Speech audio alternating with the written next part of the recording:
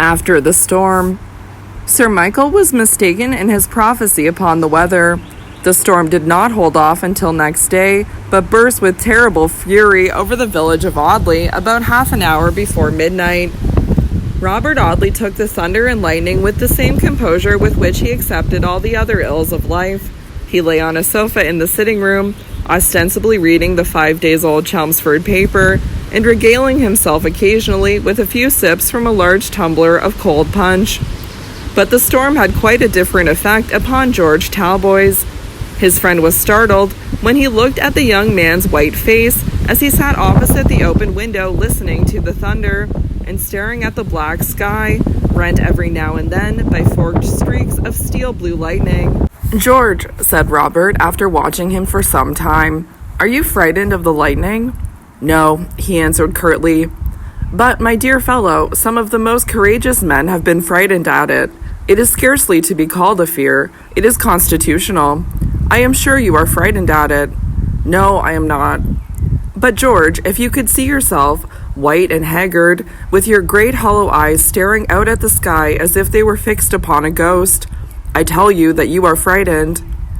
"And I tell you that I am not." "George Talboys, you are not only afraid of the lightning, but you are savage with yourself for being afraid, and with me for telling you of your fear." "Robert Audley, if you say another word to me, I shall knock you down." Having said which, Mr. Talboys strode out of the room, banging the door after him with a violence that shook the house. Those inky clouds, which had shut in the sultry earth, as if with a roof of hot iron, poured out their blackness in a sudden deluge as George left the room. But if the young man was afraid of the lightning, he certainly was not afraid of the rain, for he walked straight downstairs to the inn door and went out into the wet high road, walked up and down in the soaking shower for about 20 minutes, and then, re-entering the inn, strode up to his bedroom. Robert Audley met him on the landing, with his hair beaten about his white face and his garments dripping wet. "Are you going to bed, George?" "Yes." "But you have no candle." "I don't want one." "But look at your clothes, man. Do you see the wet streaming down your coat sleeves? What on earth made you go out upon such a night?" "I am tired and I want to go to bed. Don't bother me." "You'll take some hot brandy and water, George?" Robert Audley stood in his friend's way as he spoke, anxious to prevent his going to bed in the state he was in, but George pushed him fiercely aside and, striding past him, said, in the same hoarse voice Robert had noticed at the court, "Let me alone, Robert Audley, and keep clear of me if you can." Robert followed George to his bedroom, but the young man banged the door in his face, so there was nothing for it but to leave Mr. Talboys to himself, to recover his temper as best he might. He was irritated at my noticing his terror at the lightning, thought Robert, as he calmly retired to rest, serenely indifferent to the thunder, which seemed to shake him in his bed, and the lightning playing fitfully round the razors in his open dressing-case. The storm rolled away from the quiet village of Audley, and when Robert awoke the next morning, it was to see bright sunshine and a peep of cloudless sky between the white curtains of his bedroom window. It was one of those serene and lovely mornings that sometimes succeed a storm. The birds sung loud and cheerily, the yellow corn uplifted itself in the broad fields and waved proudly after its sharp tussle with the storm, which had done its best to beat down the heavy ears with cruel wind and driving rain half the night through. The vine leaves clustering round Robert's window fluttered with a joyous rustling, shaking the raindrops in diamond showers from every spray and tendril. Robert Audley found his friend waiting for him at the breakfast table. George was very pale, but perfectly tranquil, if anything, indeed, more cheerful than usual. He shook Robert by the hand with something of that old hearty manner for which he had been distinguished before the one affliction of his life overtook and shipwrecked him. "Forgive me, Bob," he said frankly, "for my surly temper of last night. You were quite correct in your assertion. The thunderstorm did upset me. It always had the same effect upon me in my youth." "Poor old boy. Shall we go up by the express, or shall we stop here and dine with my uncle tonight?" asked Robert. "To tell the truth, Bob, I would rather do neither. It's a glorious morning. Suppose we stroll about all day, take another turn with the rod and line, and go up to town by the train that leaves here at 6:15 in the evening." Robert Audley would have assented to a far more disagreeable proposition than this, rather than have taken the trouble to oppose his friend, so the matter was immediately agreed upon, and after they had finished their breakfast and ordered a 4 o'clock dinner, George Talboys took the fishing rod across his broad shoulders and strode out of the house with his friend and companion. But if the equable temperament of Mr. Robert Audley had been undisturbed by the crackling peals of thunder that shook the very foundations of the Sun Inn, it had not been so with the more delicate sensibilities of his uncle's young wife. Lady Audley confessed herself terribly frightened of the lightning. She had her bedstead wheeled into a corner of the room, and with the heavy curtains drawn tightly round her, she lay with her face buried in the pillows, shuddering convulsively at every sound of the tempest without. Sir Michael, whose stout heart had never known a fear, almost trembled for this fragile creature, whom it was his happy privilege to protect and defend. My lady would not consent to undress till nearly 3 o'clock in the morning, when the last lingering peal of thunder had died away amidst the distant hills. Until that hour she lay in the handsome silk dress in which she had travelled, huddled together amongst the bedclothes, only looking up now and then with a scared face to ask if the storm was over. Towards 4 o'clock, her husband, who spent the night in watching by her bedside, saw her drop off into a deep sleep, from which she did not awake for nearly 5 hours. But she came into the breakfast room at 9:30, singing a little Scotch melody, her cheeks tinged with as delicate a pink as the pale hue of her muslin morning dress. Like the birds and the flowers, she seemed to recover her beauty and joyousness in the morning sunshine. She tripped lightly out onto the lawn, gathering a last lingering rosebud here and there, and a sprig or two of geranium, and returning through the dewy grass, warbling long cadences for very happiness of heart, and looking as fresh and radiant as the flowers in her hands.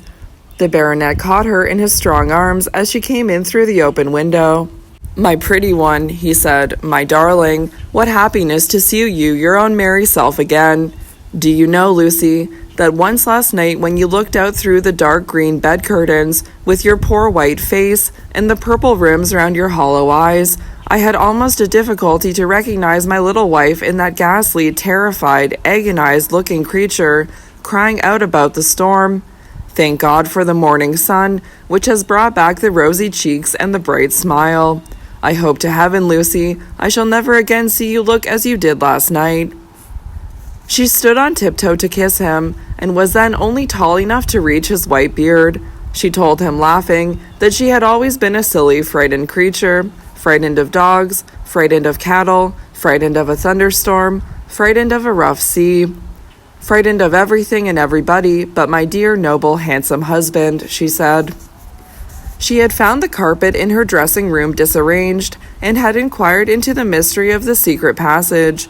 She chid Miss Alicia in a playful, laughing way, for her boldness in introducing 2 great men into my lady's rooms. "And they had the audacity to look at my picture, Alicia," she said with mock indignation. "I found the baize thrown on the ground, and a great man's glove on the carpet. Look!" She held up a thick driving glove as she spoke. It was George's, which he had dropped while looking at the picture. "I shall go up to the Sun and ask those boys to dinner," Sir Michael said, as he left the court upon his morning walk round his farm. Lady Audley flitted from room to room in the bright September sunshine, now sitting down to the piano to trill out a ballad, or the first page of an Italian bravura, or running with rapid fingers through a brilliant waltz, now hovering about a stand of hothouse flowers, doing amateur gardening with a pair of fairy-like silver-mounted embroidery scissors, now strolling into her dressing room to talk to Phoebe Marks and have her curls rearranged for the 3rd or 4th time, for the ringlets were always getting into disorder and gave no little trouble to Lady Audley's maid. My lady seemed, on this particular September day, restless from very joyousness of spirit, and unable to stay long in one place or occupy herself with one thing. While Lady Audley amused herself in her own frivolous fashion, the 2 young men strolled slowly along the margin of a stream until they reached a shady corner where the water was deep and still, and the long branches of the willows trailed into the brook. George Talboys took the fishing rod, while Robert stretched himself at full length on a railway rug, and balancing his hat upon his nose as a screen from the sunshine, fell fast asleep. Those were happy fish in the stream on the banks of which Mr. Talboys was seated.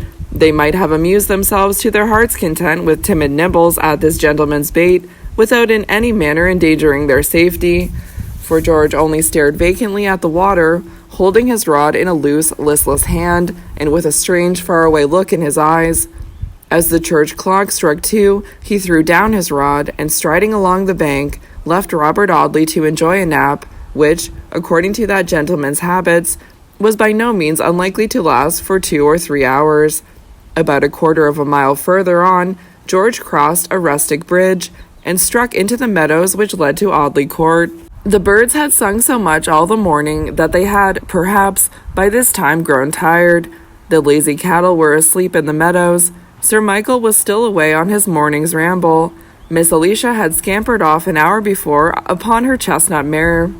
The servants were all at dinner in the back part of the house, and my lady had strolled, book in hand, into the shadowy lime walk. So the gray old building had never worn a more peaceful aspect than on that bright afternoon when George Talboys walked across the lawn to ring a sonorous peal at the sturdy, iron-bound oak door.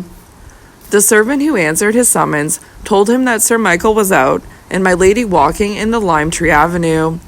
He looked a little disappointed at this intelligence, and muttering something about wishing to see my lady, or going to look for my lady, the servant did not clearly distinguish his words, strode away from the door without leaving either card or message for the family.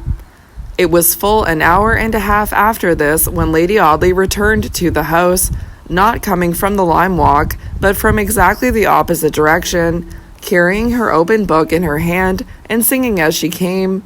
Alicia had just dismounted from her mare and stood in the low-arched doorway with her great Newfoundland dog by her side. The dog, which had never liked my lady, showed his teeth with a suppressed growl. "Send that horrid animal away, Alicia," Lady Audley said impatiently. "The brute knows that I am frightened of him, and takes advantage of my terror. And yet they call the creatures generous and noble-natured. Bah, Caesar, I hate you, and you hate me, and if you met me in the dark in some narrow passage, you would fly at my throat and strangle me, wouldn't you?" My lady, safely sheltered behind her stepdaughter, shook her yellow curls at the angry animal, and defied him maliciously.